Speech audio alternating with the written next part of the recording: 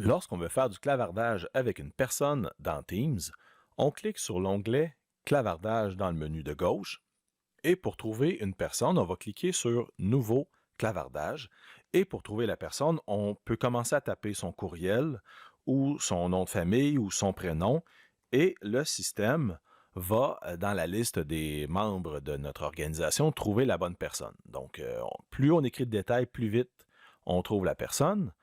Donc, le clavardage, eh bien, ça fonctionne comme tout système de clavardage. On écrit un message. Lorsque la personne a vu notre message, on voit un petit œil. On a des outils qui nous permettent de modifier le format, d'ajouter des pièces jointes, de mettre des emojis et gifs animés et autres petits items qui peuvent agrémenter les échanges. Et si on veut démarrer une rencontre par vidéo ou un appel audio, eh bien, il faut utiliser les boutons qu'on va trouver en haut, à gauche, à droite, pardon, dans l'écran. Un appel vidéo, ça va sonner comme un appel téléphonique. La personne va devoir répondre avec le système audio de son ordinateur, donc idéalement un micro avec casque ou les haut-parleurs et micros intégrés, mais des fois, ça peut créer des retours de son. Donc, on peut prendre un micro-casque et l'appel vidéo avec la caméra. Notez qu'on peut aussi ajouter d'autres personnes. Donc, on peut faire une rencontre à quelques personnes si on a besoin. Donc, pour lancer l'appel vidéo, on clique et là, appel en cours. Donc, notre caméra démarre automatiquement. Je vais la désactiver pour le besoin.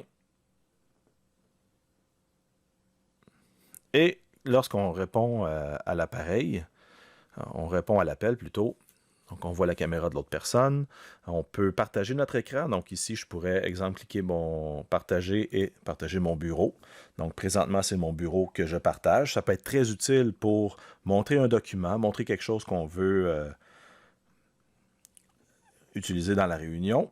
On peut même donner le contrôle, comme vous voyez en haut de mon écran. Donc, je peux donner le contrôle à quelqu'un et quand j'ai terminé, je vais arrêter la présentation.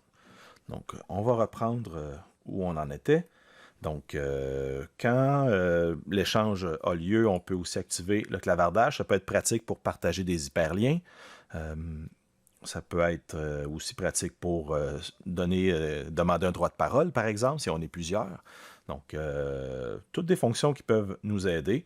Il y a un menu avec les trois petits picots qu'on connaît à consulter pour, exemple, mettre l'appel en attente, mettre un effet de flou autour de notre vidéo, désactiver la vidéo, vous avez l'occasion de regarder tout ça. Donc, quand c'est terminé, bouton rouge pour raccrocher, un peu comme sur les téléphones cellulaires.